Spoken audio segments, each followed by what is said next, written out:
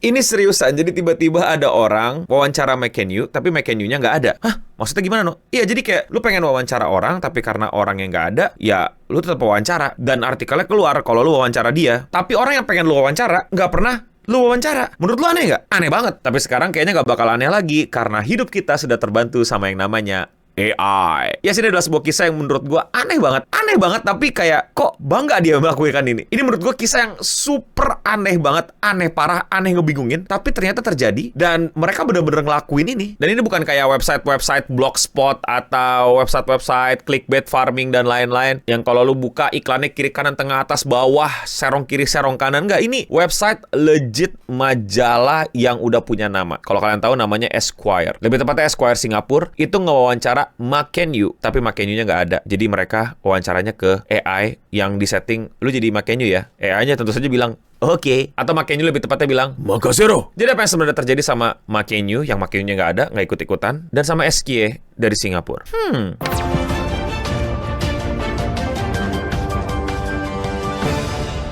Esquire Singapore under fire for using AI to create interview with McKenyu. Esquire Singapore has been the subject of recent backlash due to an interview, pakai kutip tuh, interview it conduct with the Japanese-American actor McKenyu Maeda, who play Roronoa Zoro in One Piece on Netflix. The problem is that it wasn't an interview at all. Jadi kayaknya udah pada tahu lah, McKenyu itu adalah sosok yang lagi rame-rame dan terkenal banget diomongin orang karena dia adalah Zoro di One Piece live action Netflix. Gue udah nonton, gue bikin 3 video, tapi tetap aja fans One Piece kagak bisa nonton dengan baik. Ini thumbnailnya kalau kalian mau nonton review episode 1. Ini thumbnailnya kalau gue merespon fans One Piece yang gak bisa nonton. Ini thumbnail yang gue udah nonton lengkap 1 season. Dan lihat aja komen-komennya fans One Piece. Kayaknya emang oknum-oknumnya banyak yang males baca. Salah, males nonton. Buset, nonton aja udah males dia. Tapi kita akan balik ke topik utama kita, yaitu adalah sebuah majalah yang mungkin kalian udah tahu juga, namanya Esquire. Itu adalah majalah, apa ya, kayak lifestyle, lebih ke pria gitu. Jadi kayak majalah, ya bukan majalah jurnalistik berita politik dunia yang gimana-gimana sih, tapi tetap punya nama. Lebih ke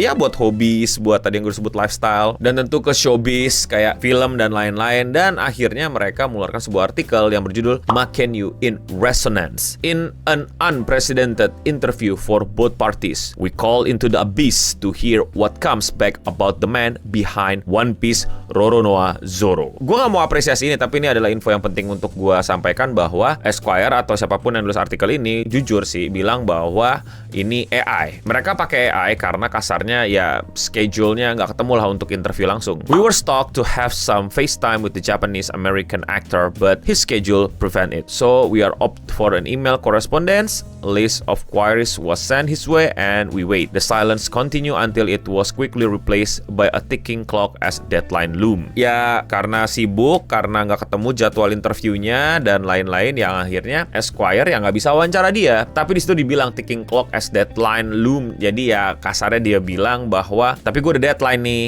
Nah ini nanti kita bisa bahas ya kayak gimana. Dan akhirnya keputusan dari pihak Esquire adalah pakai AI. Harnessing our creative license, we pull his verbatim from previous interviews and feed them through an AI program to formulate new responses. Are these words we accept from McKenyu, or they are just replies from an echo chamber of celebrityhood that we want to believe is from him? Gue akan baca sedikit aja karena menurut gue males banget bacain karya AI dan banyak banget kritik yang udah mau keluar dari mulut gue terhadap aksi ini. Jadi ini cuma bentar aja dan kalian silakan cari sendiri. Semoga belum di take down, semoga kalian bisa baca sendiri. Tapi untuk preview, inilah dia. Esquire Singapore, how important is to you to draw boundaries in your career? Gimana caranya lu kasih limit gitu ya di karir lo gitu ya. AI McKenyu, boundaries are important, but I didn't always have them. When you are young, you want to say yes to everything. I had this anxiety that if I stop, I disappear. Many young actors feel that way. It took the pandemic for me to slow down. It was the first real silence I had in years, and I heard myself from the first time. Ya jadi intinya, ya boundaries, nggak tahu limitnya di mana lah untuk berkarir.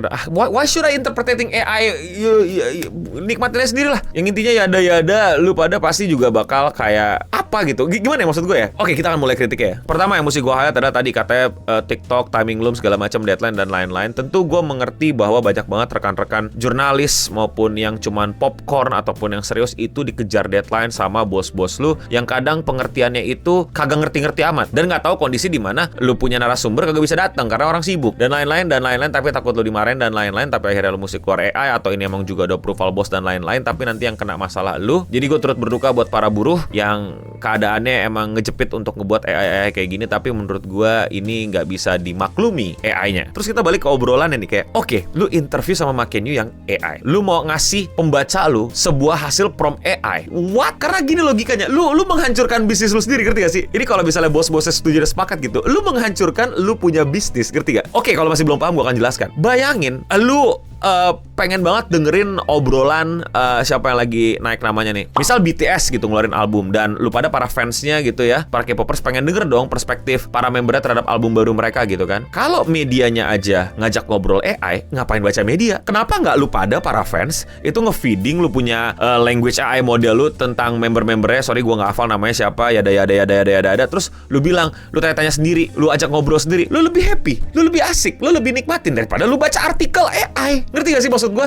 Terus ya ngapain kita baca artikel? Kan ini kan adalah salah satu hal yang membuat media-media itu istimewa ya, yaitu keeksklusivitasannya gitu. Yang dimana lu sebagai fans, kalau ini tentang lifestyle gitu ya lu nggak bisa approach itu, lu nggak bisa DM Bang Jungkook kasih namanya, gue nggak tahu lah, pokoknya nama member BTS gitu, terus lu DM gitu, Bang album barunya gimana? Asik kagak? Seru kagak? Bang lu kepleset kagak pas syuting gitu? Bang lu capek ya Bang ya? Atau pertanyaan-pertanyaan serius kayak opini lu mengenai album lu, apakah ini album terbaik? Apakah lu bisa nambah lebih dan lain-lain, yang dimana pertanyaan-pertanyaan itu biasanya keluar dari pengalaman dan pelatihan dan skill yang udah diasah di, gue nggak tahu apakah ini bisa disebut jurnalistik apa enggak gitu, tapi ya intinya nggak semua orang punya. Yang pertanyaan-pertanyaannya juga udah digarap, udah di approve, udah di craft biar lebih menohok, biar lebih lancip, biar lebih apa ya, earworming mungkin, earworming apa, gue pakai istilah baru gue tuh, buat para fans atau siapapun yang menunggu sumber berita tersebut. Begitulah dinamikanya kan, media, pembaca, dan narasumbernya. Tapi dengan anehnya tiba-tiba dipopulerkanlah interview AI. Ngapain baca media? Selesai. Ngapain gue bikin media? Ngapain lu pada baca media? Tahu gitu Cleanson gue suruh aja tuh Yoasobi, Ado, Official Higadism, siapa lagi sih, Atarasi Gakko. Gue bilang aja kita akhirnya mewawancara mereka dalam bentuk AI. Baca artikel Cleanson, yang ada gua digoreng, yang ada Cleanson dibabat. Walaupun di situ dikasih tahu dan jujur kalau itu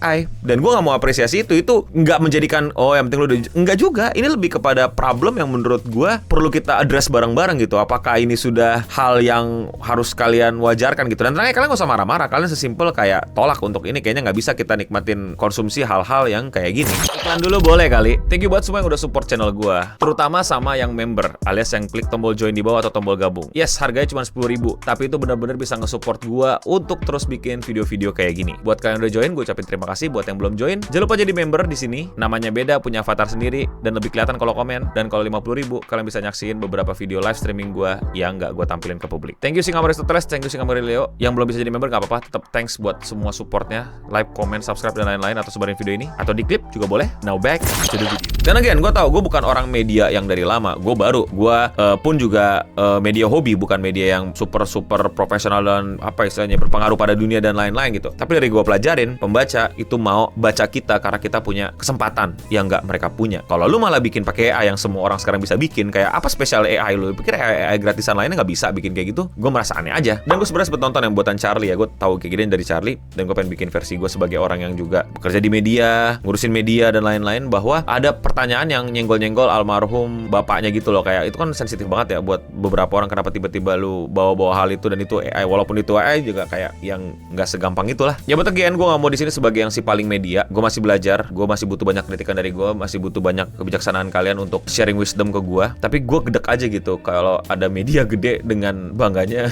Nggak tahu apakah ini menurut kalian oke-oke aja gitu. Menurut kalian ini normal, menurut kalian ini kayak the new normal, dan sampai sekarang masih dipertahankan lagi artikel yang nggak dihapus, nggak diapa gitu loh. Gue juga ngerti banyak kesulitan, banyak hal-hal di luar kendali, kayak tadi susah ketemu jadwal atau nggak bisa datang. Ada juga yang mungkin let's say batalin tengah jalan dan lain-lain. Udah ready, udah tayang, nggak dapat approval dan lain-lain.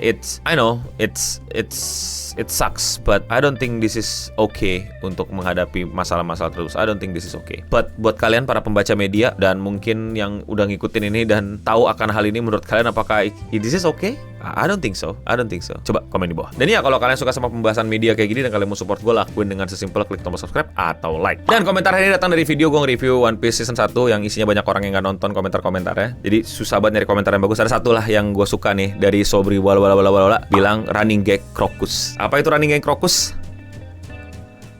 You know ball. Dan ya, sekian seputar internet untuk episode kali ini. Gue udah mending pamit undur diri. Dan untuk kita semua, stay clean and sound. Thank you buat para member.